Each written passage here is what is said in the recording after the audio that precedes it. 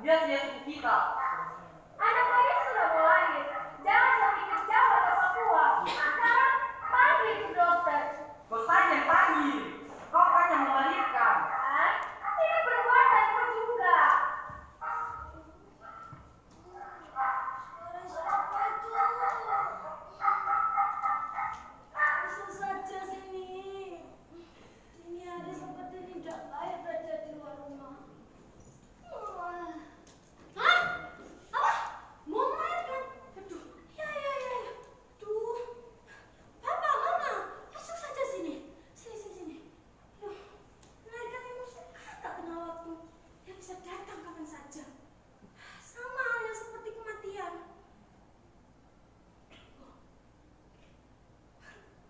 Kematian?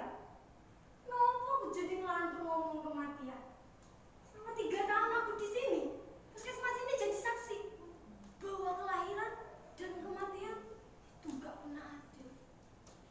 Kamu boleh ngotot, ngomong kalau ada kelahiran pasti akan diimbangi oleh kematian. Gitukah? Hukum itu membuat jumlah manusia sama dan itu kunci eksis bangsa manusia sampai kini? Begitukah? Pendapat itu sudah seharusnya dikoreksi sekarang di beberapa tempat, bahkan kelahiran jauh lebih banyak dari kematian. Lihat saja kotamu sendiri. Makin hari pemukiman menelan sama-sama para penduduk. Ruko-ruko merambah sampai hutan-hutan pinggiran kota. Itu tandanya bahwa kelahiran jauh lebih banyak dari kematian. Setuju? Kamu harus setuju. Kalau enggak, monolog ini enggak akan aku lanjutkan. Gimana? Setuju? Setuju. Apik tenang. Sebagai orang Jawa yang mewarisi ajaran harmoni dari para tetua, aku merasa ditentukan pada yang berbeda dari apa yang pernah diajarkan. Aku jadi saksi bahwa setiap kesakitan di sini hampir selalu berakhir dengan kematian. Aku tahu aku bukan malaikat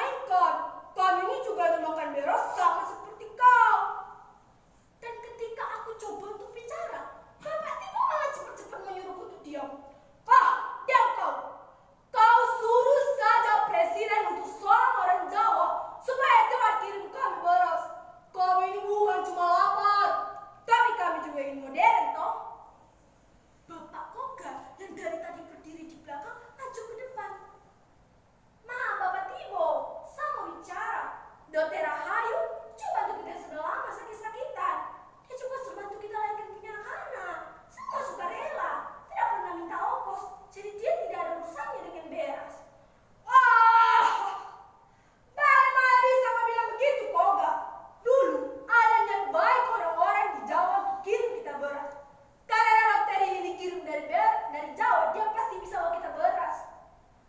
Akhirnya aku beranikan diri untuk bicara. Maaf Bapak Ibu, saya dikirim dari Jawa hanya untuk bantu kesehatan warga. Walau terbatas, saya cuma punya obat-obatan. Gini saja, saya punya usul. Bagaimana kalau sementara kita kembali makan sagu? Bagaimana kau bisa bilang begitu? Zaman presiden dulu ada orang bilang kalau orang Papua ingin modern harus berhenti makan itu sagu dan mulai makan itu beras. Makan itu sagu hanya berpanjang penderitaan saja. Kami tidak mau lagi makan sagu. Sudah. Sekarang coba kau pikirkan, bagaimana caranya supaya kami dapat beras?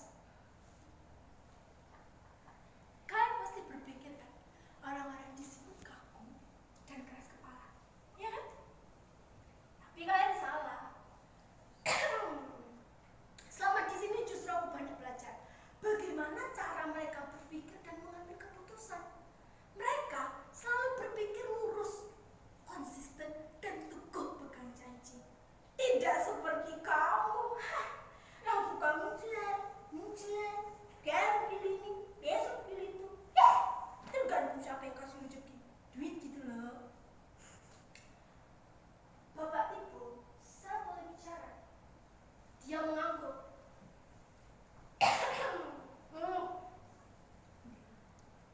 Waktu Bapak dilahirkan oleh Mama, setelah ada kerjasama dengan Bapak, bukan?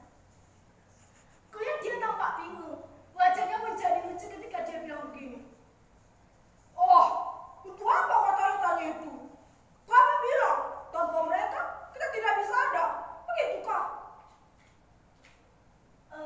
Waktu Bapak dilahirkan oleh Mama, mereka cuma makan apa toh? Kulihat wajahnya tambah lucu, seolah celinguk seperti melihat warga lain. Dia menjawab, oh, so pasti makan sagu. Aku tahu dia mulai terjerat. Langsung saja aku tarik jeratnya supaya mudah menggelitik lehernya. Set. Ketika lehernya cukup dekat, aku akan begini kepadanya. Papa dan Mama saja makan sagu. Kenapa kita orang tidak? Dengan memulas dia menjawab, orang Jawa so bilang kalau orang Papua ingin modern harus makan itu beras. Kamu di sini semua juga ingin modern kan? Kemudian kukatakan kepada Bapak Ibu, Bapak, jadi modern tidak harus makan beras. Orang Belanda tidak makan beras. Mereka makan roti yang dibuat dari gandum karena gandum hidup di tanah Belanda. Nah, kalau di Papua ini tumbuhnya sagu, kenapa kita tidak olah sagu saja menjadi roti? Mana pula bisa begitu kau bicara? Tiba-tiba orang yang dari tadi diam saja bicara. Aku ingat, dialah orang yang pernah datang malam-malam ke puskesmas membawa seorang yang terluka. Dia menggendongnya. Dokter, jangan banyak tanya, obati saja dia. Aku menyuruh dia untuk meletakkan lelaki yang terluka itu di sini, di kursi ini. Kulihat lukanya cukup parah. Darah mengucur dari sebelah kirinya. Aku tahu ini luka tembak. Bapak, lukanya cukup parah. Saya tidak punya alat. Bapak bawa saja dia ke rumah sakit kabupaten. Dan laki-laki itu menjawab lagi padaku. Hei, sudah saya bilang, jangan banyak tanya apalagi kasih itu perintah. Obati saja dia. Ketika mengatakan itu, dia mengacungkan senjatanya. Kau tahu, aku sedikit gugup. Tapi coba kusembunyikan dengan memasang muka serius seperti seorang dokter pada umumnya. Mungkin begini ya, muka serius seorang dokter. Atau begini. Tapi gak mungkin begitu. Bapak, kalau Bapak tunjuk itu senjata, saya tidak bisa bekerja. Bapak duduk saja di sini, saya akan keluarkan peluru ini dari dada lelaki ini. Tapi dengan pisau yang kurang steril. Bapak mau kah? Dan spontan dia menjawab, inilah saya, karakternya. Sudah saya bilang, obati saja dia. Untung saja peluru tidak terlalu dalam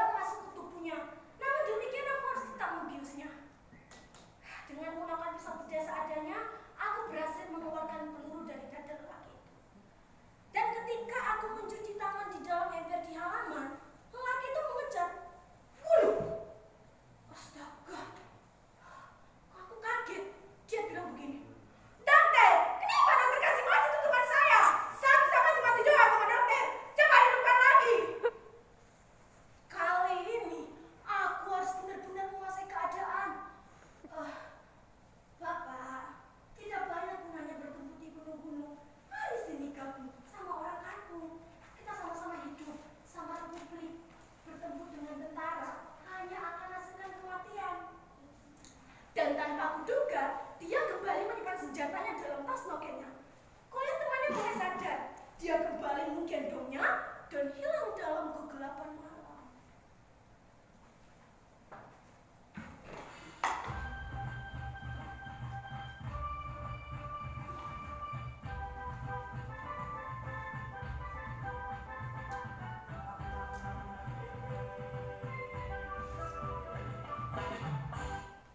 Iya, aku kan tadi sedang cerita. Bisa sampai lupa. Aku lanjutkan lagi ya kisahku dengan laki yang datang malam-malam ke puskesmas itu. Kalian setuju kah? Setuju. Nah, oke, dengerin ya. Sabu kami sudah habis makan tentara.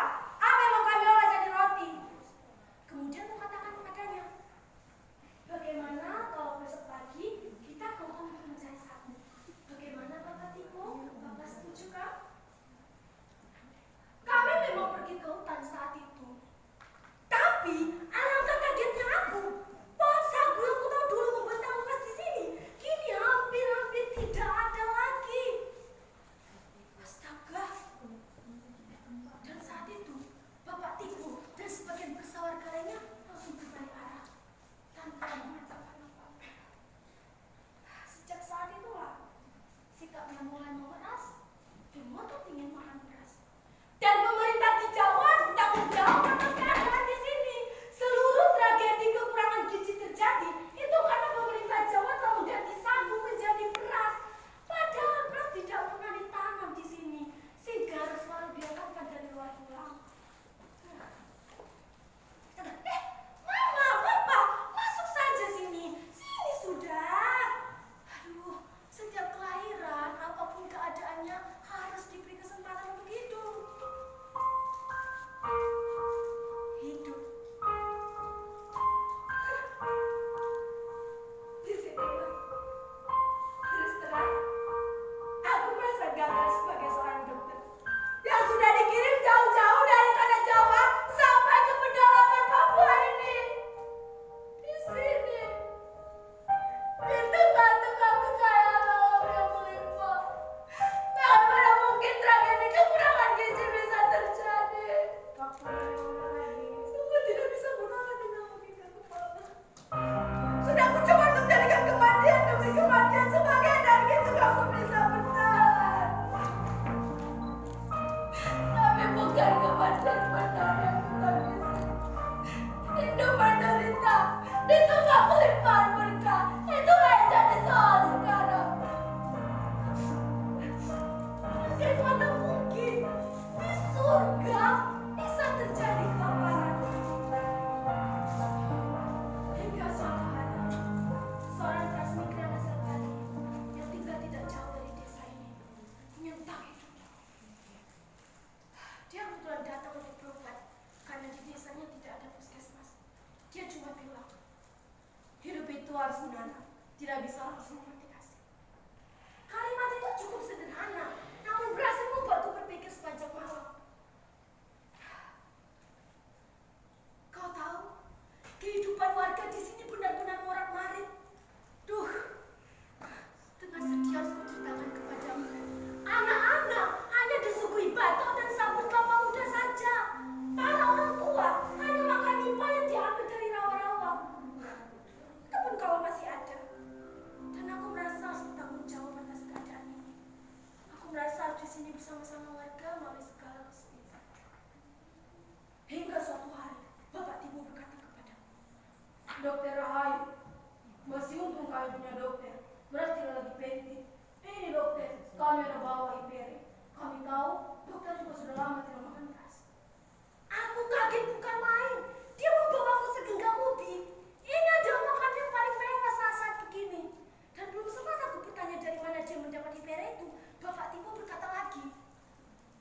semalam kami ada urusan makan batu. Kami undang dokter untuk datang ke desa. Setelah mengatakan itu, Bapak Tipu langsung pergi. Aku berdiri terpaku di halaman. Kepala suku yang kupikir kaku dan suka main kuasa itu ternyata menyimpan kebaikan yang selama ini tidak pernah diperlihatkannya. Sepanjang hari itu aku berpikir, upacara bakar batu adalah upacara yang dilakukan sebagai ucapan syukur dan menyambut tali silaturahmi. Berarti ada hal istimewa yang sudah terjadi. Tenang, dokter. Kami tahu dokter orang muslim, jadi kami tidak pakai babi. Kami hanya pakai ipera dan dedaunan hutan saja. Belum sempat aku bertanya dari mana dia mendapat ipera itu, Bapak Tipu tidak langsung menjawab. Dia hanya tersenyum. Pria berbadan kekar, walau usianya sudah di atas 60 tahun itu, cepat-cepat menuju ke tengah-tengah warga. Dan dia mengenalkan aku. Dokter Rahayu, ini saya kenalkan. Ini orang yang sudah kasih kita selamat dari kelaparan. Dan setelah aku selesai memberi salam kepada para transmigran dan membuka suku pedalaman, aku bertanya, jadi Bapak yang sudah membawa seluruh Ipere ke kampung itu? Pria yang berpakaian seperti kepala suku hanya menjawab, kami menanam ini semua di tanah Papua tentu untuk orang Indonesia.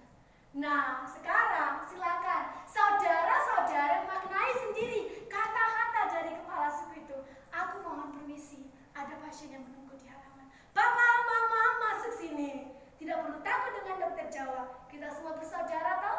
Mari Bapak.